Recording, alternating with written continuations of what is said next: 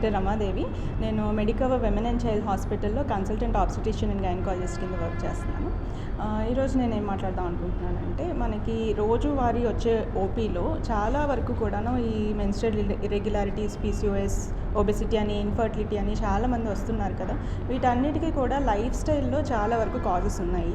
వాటిని ఎలా అడ్రస్ చేయాలనేది ఒక 4 టిప్స్ ఈరోజు చెప్దాం అనుకుంటున్నాను. సో ఒకటి ఏంటంటే ఫుడ్.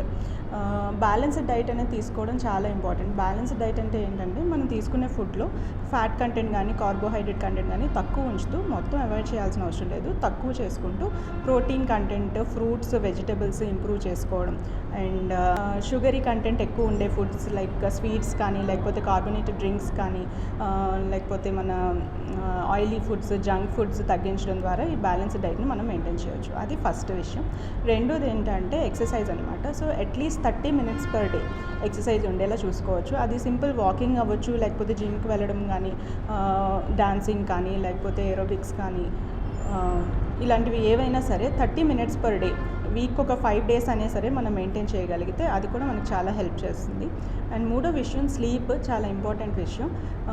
డేకి 7 to 8 hours ఆఫ్ స్లీప్ మనం మెయింటైన్ చేయగలిగితే ఓన్లీ ఫీమేల్ హెల్త్ రిలేటెడ్ ప్రాబ్లమ్సే కాదు, మనకి బీపీ, షుగర్ అండ్ మిగతా క్యాన్సర్స్ ఇలాంటి చాలా వరకు కూడాను మనం తగ్గించుకోవచ్చు.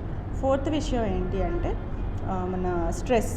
ఇప్పుడు ఏజ్తో సంబంధం లేదండి, ప్రతి ఒక్కరికి వాళ్ళ వర్క్ రిలేటెడ్ అనో, లేకపోతే కాలేజ్ రిలేటెడ్ అనో, లేకపోతే ఇంకేదైనా స్ట్రెస్ అనేది కామన్ అయిపోయింది అందరికీ. ఈ స్ట్రెస్ మేనేజ్మెంట్ లైక్ మెడిటేషన్ చేయడం అనో, లేకపోతే వాకింగ్, అగైన్ ఎక్సర్సైజ్ అండ్ ఇవన్నీ చేయడం ద్వారా, మనం స్ట్రెస్ మేనేజ్మెంట్ చేసుకోవడం ద్వారా కూడా మనం చాలా వరకు ఈ హెల్త్ ప్రాబ్లమ్స్ని ప్రివెంట్ చేసుకునేగలిగి హెల్త్ ప్రాబ్లమ్స్ అన్నిటిని తగ్గించుకునే అవకాశం ఉంటుంది.